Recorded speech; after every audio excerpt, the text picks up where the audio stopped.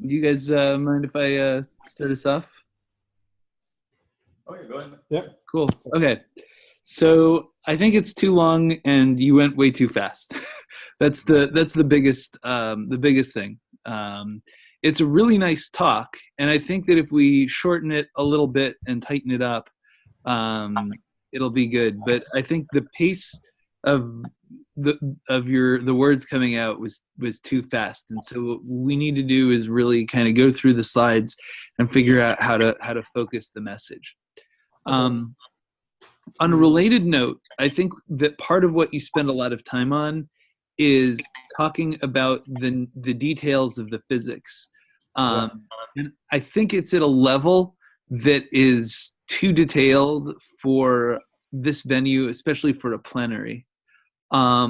We how do I say this? So like even for New Int, we ended up kind of shortening the physics motivation to some extent. But I think all the more so, I think what we want to do is we want to define any.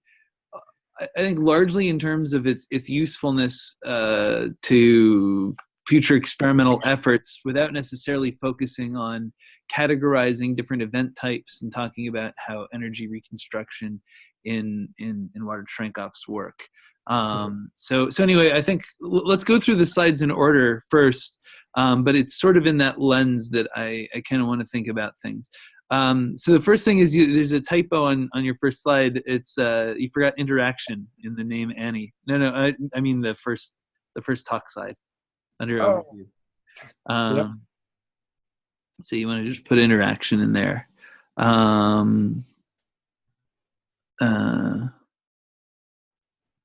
Yeah, I would maybe even say like advanced gadolinium loaded water Cherenkov.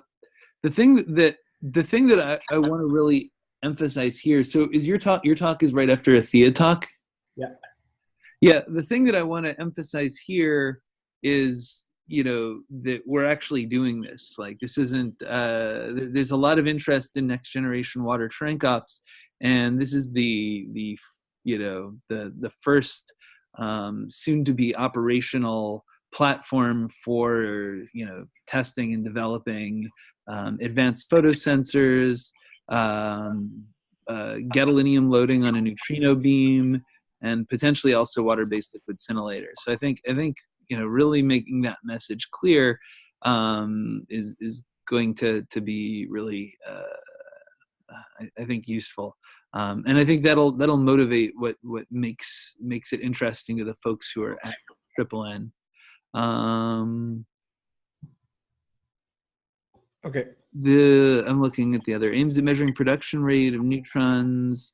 Yeah, that's okay to mention. But yeah, I think I would make the mission of Annie a little broader than just first deployment of LAPPDs. I would put a demonstrator of new technologies such as LAPPDs.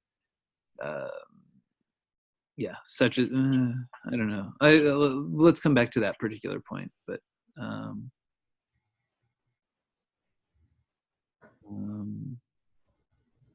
Finish taking background data. Soon to be taking physics data. I don't have too much thoughts on that. We'll come back to that. So, okay, let's go to the next slide. Okay, yeah. So this is where I think we get, and this was a kind of the same comment I had for Jonathan. I think we get a little bit too lost in the woods about event details. I think. Let me see the next slide after that. Yeah, so this multi-step series of slides I think is too much, and it also only focuses on one aspect of Annie, which is sort of the kinematics of CCQE-like events. I would like you to think about creating a much more general one slide summary of Annie physics. And I think you can borrow heavily from the verbiage of our proposal, where we say that basically if we're going to take detector neutrino experiments, especially water Cherenkov experiments, to a new era of precision physics, we need more detail in understanding neutrino nuclear interactions. And you could say verbally, while the golden type of event is a charged current quasi-elastic, where you learn a lot from the muon. There's a wide variety of other types of more inelastic processes that produce, final state nucleons, and the kinematics and cross sections of those processes are not well understood. And there's a whole program to pursue and understand them well. Annie is uniquely suited to measure final state neutrons efficiently with the addition of gadolinium loading. So that sort of hits the main points of the message that you want to get out. And I don't think anybody wants to get too bogged down in much more detail than that. You can mention that neutron detection perhaps is difficult in a liquid argon context, but we can efficiently detect. Actually, I don't even think you need to bring liquid argon into it. I think that's useful. And then you could also, then I would maybe have a second slide that talks about neutron tagging as an experimental technique for signal background discrimination. And you can mention certainly that the presence of neutrons may be an indicator of inelasticity in an inelastic process. That I do like your mention that there may be a way statistically of estimating wrong sign contamination in neutrino beams based on the number of neutrons. But then the other thing that I would really try to drive home at the beginning is the message that Super K is in the midst of this huge upgrade to enable neutron tagging for use for a variety of measurements, such as proton decay and supernova neutrino detection. And in the next few years, Annie will be the first high statistics beam measurement of what neutron yields one would expect from a neutrino beam of known energy and characteristics. And so we'll be providing important inputs for their Monte Carlos and their understanding of signal background. Okay. So like those are kind of the two steps of the message. I think you should only have one slide, and you should really narrow it down to, the details of the nuclear system and complicated inelastic processes are poorly measured. The cutting edge of neutrino interaction physics is to measure the multiplicities of final state nucleons, especially in relation to the kinematics of the muon. I would get away, by the way, from P squared, because we've sort of collectively decided that it's more just muon momentum and energy. And then the second slide would be sort of a focus on Super K, but just kind of a general discussion of neutron tagging for signal background separation. And we'll be able to actually demonstrate the feasibility of that concept or that program.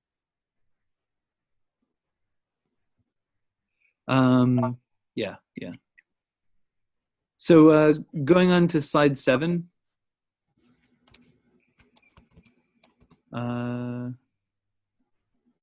I would say, by the way, one comment, I don't know, maybe you have another picture. There's like 2 pictures of me. I don't want this to all be, for me to be like, I don't know, maybe, whatever. I don't care. Anyway, the LAPPDs is important, but we should also mention, again, the use of gadolinium. And, I mean, it's not, technologically what's novel isn't the use of gadolinium, but the fact that we'll be able to characterize the physics sensitivity of neutron tagging on a known beam is something. And then, of course, you should at least parenthetically mention also fast deep buffer electronics and water-based liquid scintillator. It's okay to emphasize LAPPDs. They are indeed a focus, but I also want to kind of show that there's a broader aspect as well. Okay. Okay, next slide. That's fine. That's fine. That's fine. This is a pretty funny joke. You may want to like pause a little more, or like you want to just drag it out long enough that there are going to be people being like, "What the heck? What are they talking about? That's not Annie Hall." And then you can be like, and of course, anybody who's been there knows that this isn't Annie Hall. This is SBND. This is Annie Hall. And what you might want to do, just because that circle implies that the oh no, you have actually, now I'm looking at the picture. The picture is a nice panoramic illustration that it's like a 3-story shaft. Yeah. Okay, that's fine. So go on. Are you sure about that 14,000 cc interactions per ton per year? I thought per ton it's smaller. I think this is what we had in one of the proposal. That's not a recent one, but I think we're using the same value every time. So I can try to see. I can try to see if it's correct, but I think it's this amount. Yeah. Double check that. I seem to remember there's like, here, hold on. Because I think that hold on. I'm looking at the proposal. Just give me 1 second. Here it is. I seem to remember the fiducial rate even not being that high, let alone 1 ton. And the fiducial volume is estimated to be 2.5 tons. Where's the fiducial? Where's the table? Anyway, we want to make sure that number is right. So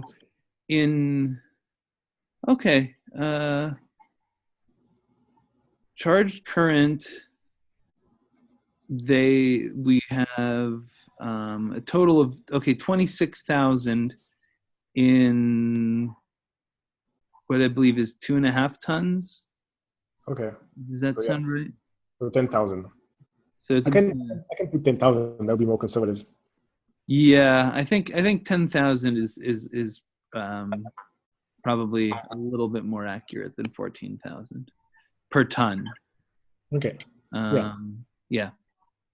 And you can mention whenever you say that, mention that our fiducial volume for the analysis is 2.5 tons, but that you do already mention it, but that the active volume of the tank is quite a bit larger, and some analyses could be expanded to as large as like 10 tons.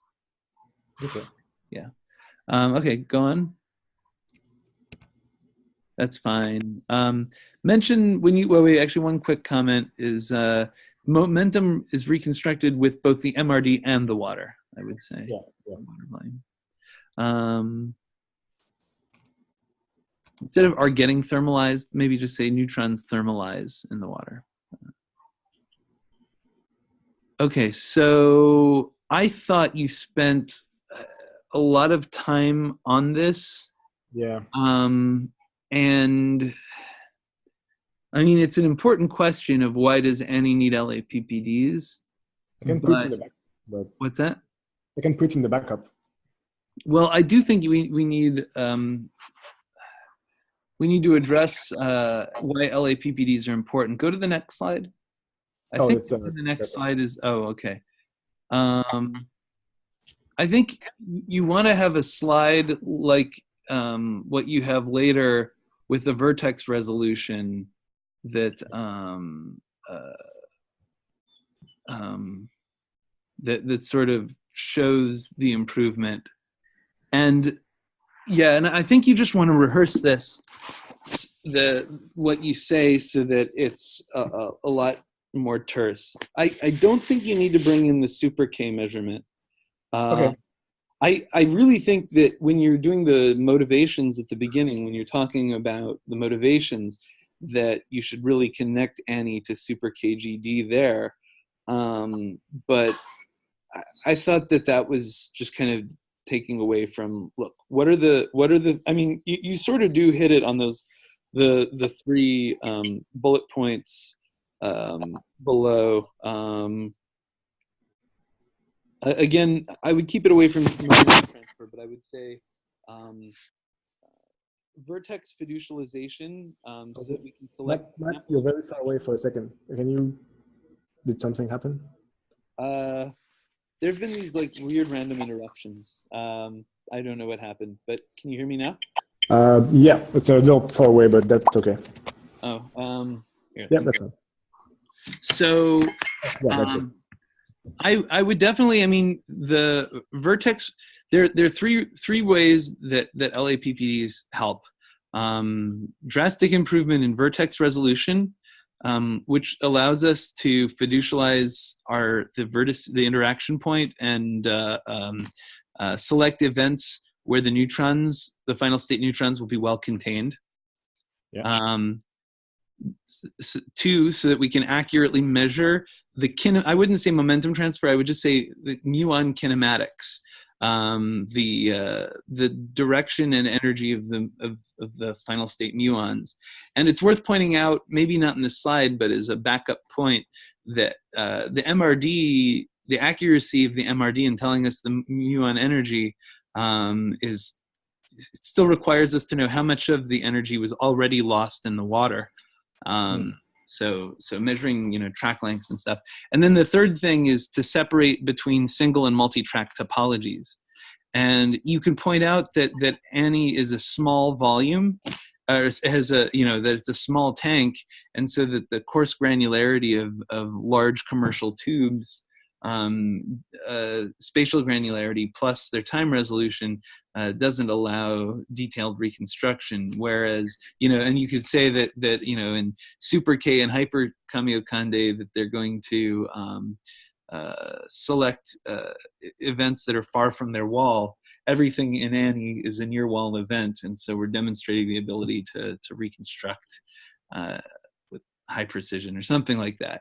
And I think you could have the vertex and angular resolution plots right there, and say this is from our simulations, and put it in this section.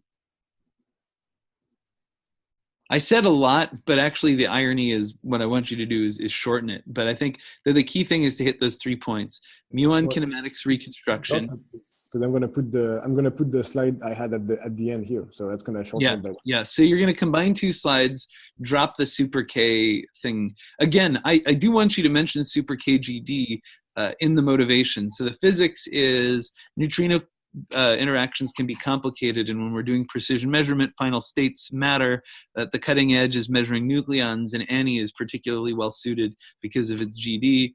Loaded water to efficiently detect the multiplicity of final state neutrons. So that's the one physics thing. And then the other thing is that neutron tagging may be useful for signal background separation in a wide variety of physics measurements. It's so important that they're building Super KGD, and Annie is going to be that first thing, like on the beam, like on a high stats beam. So boom, that's where you hit your Super KGD. Here, there's no reason to bring that in. We just say that LAPPDs bring, besides Annie being a good context for testing LAPPDs are necessary for the Annie physics because of those 3 bullets: vertex, reconstruction and fiducialization and containment, muon kinematics, and single versus multi-track separation in a very close, small volume where everything is a near wall event. Okay. Yeah. Okay. So keep going. Phase 1, I think spent too much time. Too much detail. I would almost reduce phase 1 to a single slide, maybe 2 slides. One with what it is, and one with pictures. But there's and results. But like you spend 4 or 5 slides on phase 1 and nobody gives a crap about phase 1. I mean, we do. It's important to us. But the real message of phase 1 is that we've already built and tested all of the key infrastructure for Annie during phase 1, which was a proof of concept and a background neutron measurement. We learned a lot. We did measure our backgrounds and they're low. And now, we have enough experience to carry out phase 2 with most of our technical uncertainties mitigated by the experience from phase 1. And in a sense, that's basically it. I would not, like, people don't care that we were instrumenting 2 of the 7 layers of the MRD. For example, like that's too much information. I think the idea is that it's partially instrumented, but that it relied on all of the key physical infrastructure of phase 2. And so now that we're, as we're building phase 2 now, that was informed by the experience of phase 1. And we also measured beam-induced neutron backgrounds, which we were concerned about. And then you can just show that plot and say, this lays those to rest. Publication coming soon. And in fact, the other thing I would do about this that's confusing is I would maybe have an introductory slide sort of just explaining that Annie was designed to be implemented in phases.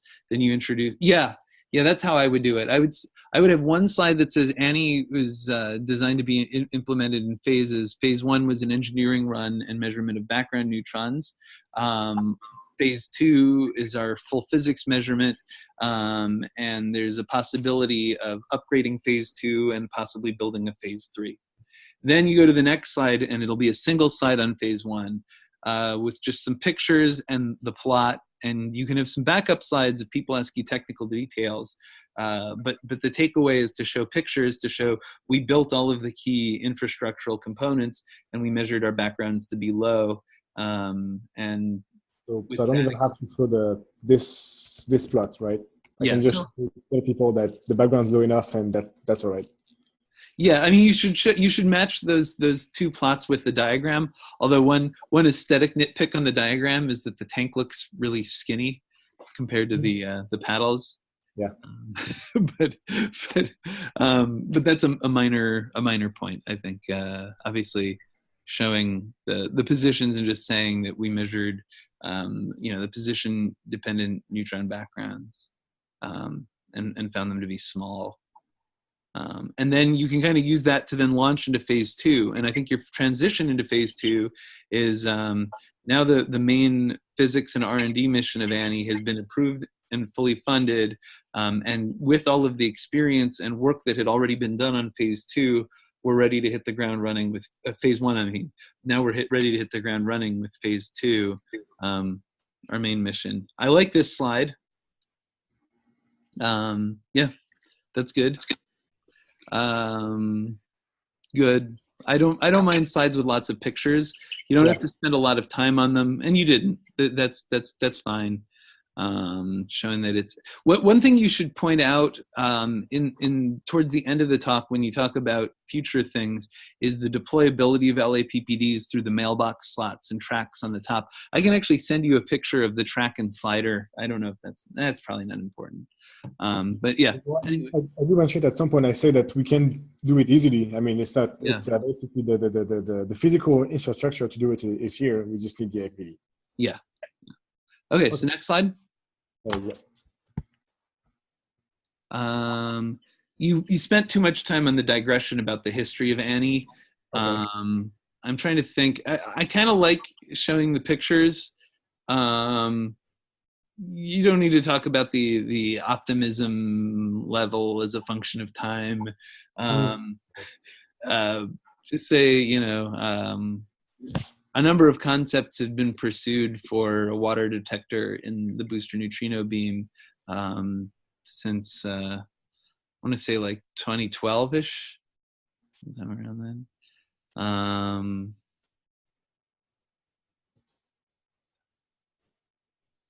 Okay. Yeah. Concept is 2012. Yeah.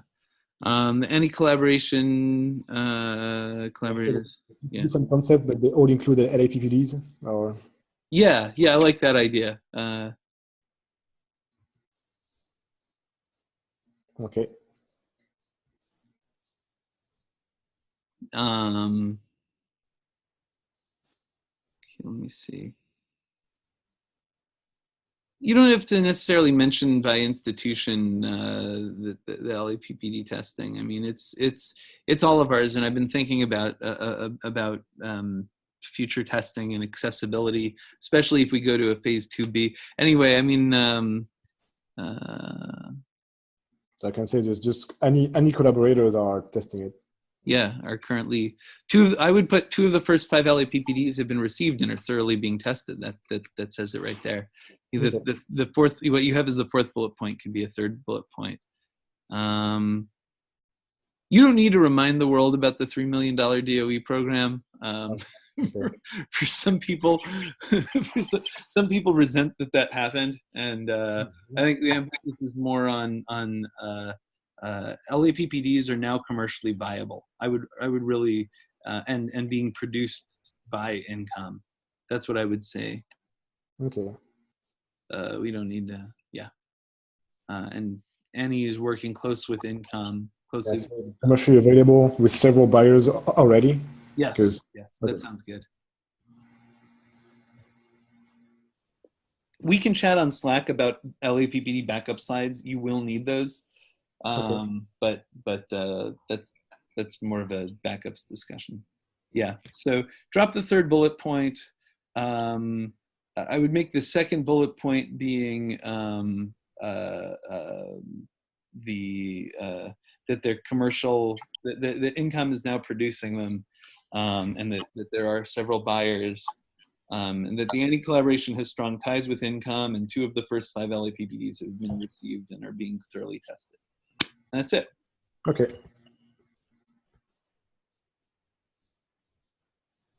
This is fine. I'll make the same comment that I made to Jonathan, which is, why do people keep showing the pulse height distribution? I feel like the transit time spread is a better variable to show, but yeah, that's true. I can send it your way if you need it. But, I think I might have one, but that's probably an old one. It's an old one, but the results are really robust, so you could probably use that one safely. But anyway, just ping me if you don't have it. Yeah. Then the next slide. This one is going to go, because it's going to be replaced by, it's going to go to the LAPPD slide. Why do we need LAPPDs? Yeah, yeah. Okay, so I had a lot of comments on this stuff. Okay, actually, I'm trying to think. I feel like the Annie phase 2 ends abruptly. I would have something about the timetable of Annie phase 2. So scroll back up.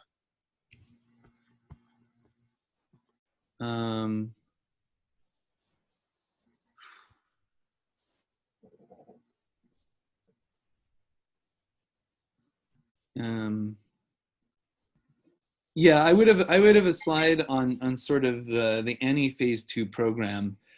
Basically says something along the lines of 1, Annie construction is expected to wrap up in spring of this year, and we anticipate collecting some data from this beam run of the booster neutrino beam.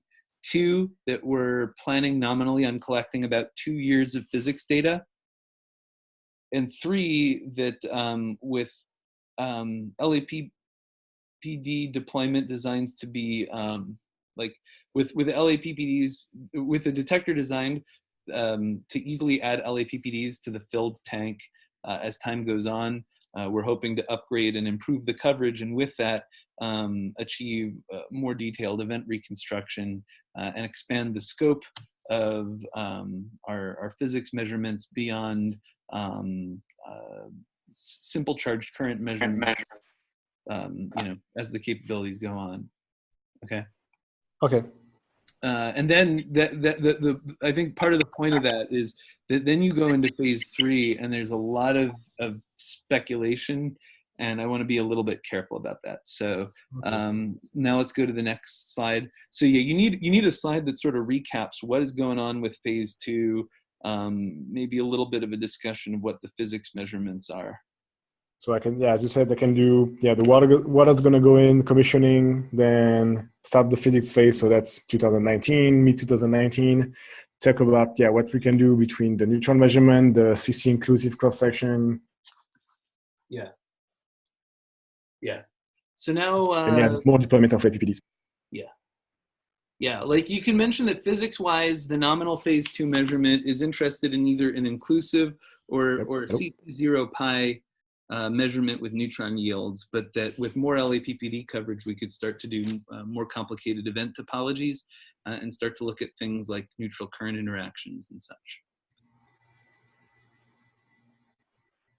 Then now let's go on to the mega Annie slide. But keep it on the mega Annie slide for a second. I just want to make a comment on that. Let me see. Yeah, so beyond, I would put beyond Annie phase 2. Okay. For Annie and beyond. Mega Annie is cool. I think what you should say here is you should say that Okay. Annie predated Thea. Well, no, I don't. I want to be careful not to sound political. Annie has always, from the beginning, you know, the concept for Annie's been around for many years, and it was always designed to be a first step in a longer-term program for large water-based neutrino experiments. Okay. Okay, so yeah, I mean, I think that slide is nice in that it's a jumping off point. You could say that this was an early, oh, this is a good way to kind of say that we've been around longer than Thea without saying it explicitly. You could say that the joke logo for Mega Annie predates is a pre-Thea concept for a large next detector. I see. Yeah. Yeah. You may want to mention that it's a joke logo. No, that's obvious. You don't have to say that. I mean, I hope it's obvious, but you never know. Yeah, I will mention it. Calling that a pre-Thea concept for a larger water detector, water-based neutrino detector, kind of a good way of saying. Now, go on to the next slide. The next slide after 32. Hello? Oh, okay. Oh, okay. Yeah, I mean, yeah, the sound cuts for a few seconds, a few times, sometimes. Okay, this slide was too busy, and also those event displays are confusing because the tank is sideways. Oh. Yeah. What I would do is I would explain why water-based liquid scintillator is interesting, and I would also talk about the idea of Cherenkov scintillation separation, and Okay.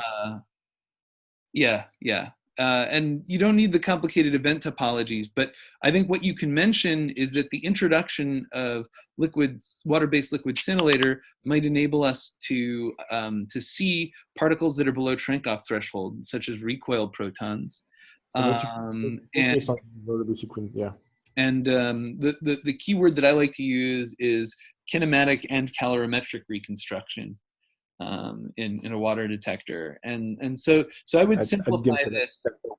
I would simplify this slide, and rather than having event displays, I would just focus on emphasizing being able to see things that. So, Matt, you're cutting a lot at the moment. I didn't hear. Can you actually hear me? Hello? Yeah, I can hear you. Can you hear me? Sorry, well, I heard basically half of what you said. You said the water, it's between kinematics and calorimetric, I guess? Yeah. Yeah. The Cherenkov light allows you to reconstruct detailed track topologies, while the scintillation gives you some handle on calorimetric reconstruction. Okay. And then, you know, show a plot of the Cherenkov scintillation separation in water, and say that, you know, in order to do it right, you need fast timing. So this combination of LAPPDs and scintillator light is a particularly potent combination, and that's something we're interested in. Then go to the next slide. I think the next slide is where it gets to be too speculative. Okay, yeah. 34.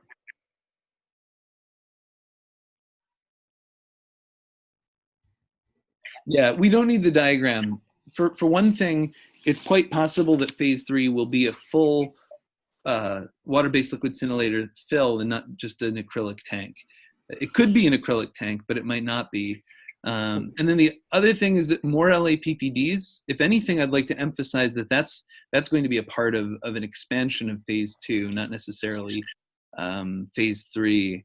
So maybe on the, I would combine this with the previous slide and say, that Annie is looking into the combination of water-based liquid scintillator and fast photo detection and advanced reconstruction.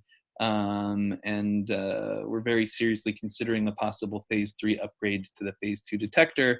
And then, say that this effort would very much contribute to the research and development for Thea and Watchman AIT. Okay. And that would be it. So that would be another one more fewer slide. And then what's the last slide again? Or the next slide, is that the conclusion? Yeah. Okay.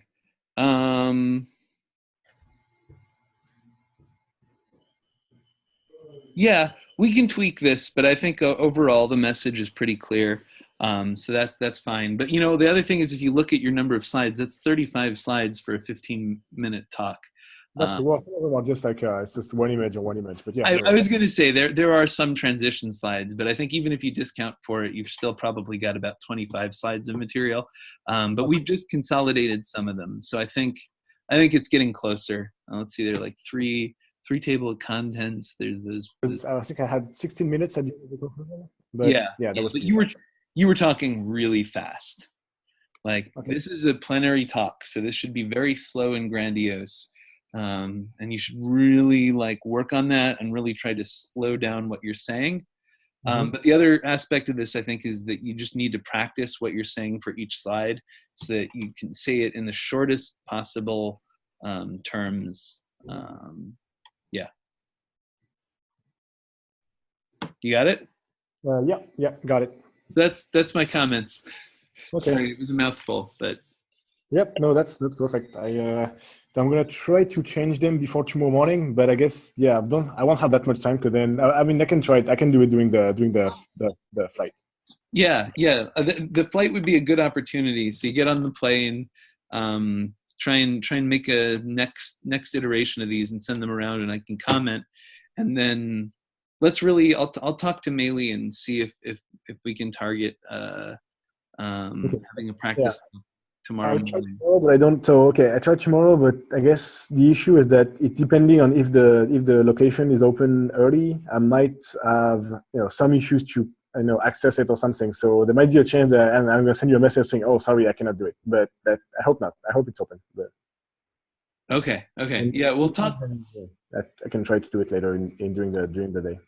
Okay, that sounds good, because I think we definitely need at least one more practice, but yeah. Okay, I will change that and upload the new slides today or tomorrow morning, I guess. Okay, cool. And I can read them over and send you more comments, and I'm sure Meili will have comments to send as well, so I will check in with her. Let's really try to aim for 8 a.m. though. Okay. Yeah, that sounds good. I can try to see. Yeah, but I think we came up with three things that will shorten slides. So that'd be good. Okay. Yeah. That was a lot of slides. Okay. It looks like we lost people. Stephen, do you have comments? No, I think we covered most of mine. Just to echo here, less is more. You can cut quite a bit of the material just to make it so you're not having to rush through slide after slide. I think if you do that, it'll be fine. This is a big picture talk. And I think the key message is to give people is that while a lot of people are speculating about future, we're actually right now building a detector that's demonstrating these things. And that the work that we're doing really connects to and will inform a lot of current and next generation measurements, T2K, Hyper K, Watchman, Thea, and maybe beyond. Okay, that's the real thing to emphasize. So think big. Don't get too hung up on how many layers of the MRD we're instrumenting. It's really important. I mean, when you're the one connected them, it's useful to know. But okay, I see. Yeah. Okay. And also details about this particular mode of 2p2h is blah blah blah. Like this isn't the Nuent talk. And even then, as you recall, we talked Jonathan into reducing his physics motivations for Nuent. So all the more so here, I think it's just, I mean, if you look at the version 1 of my site, it's a lot longer. So yeah. Yeah. Okay, cool. Well, you're on a good track. Your slides look great. We've got plenty of time. By Saturday, this is going to be awesome. So. Okay, cool. All right, thanks. Yep. Okay, well, thank you for listening, and thank you for your comments. I will correct them ASAP. And yeah, I think tomorrow morning, let's aim for. Wait, that was 9 your time, right? So 7 a.m. for me, or?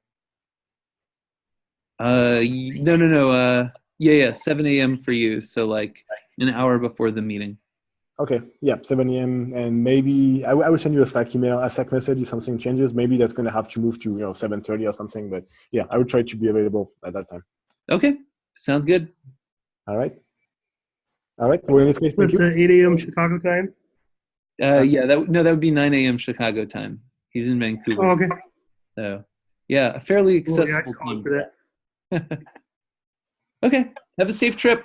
All right, thank you very much, and I guess talk to you tomorrow then. Thank you. Bye, Vincent. Bye.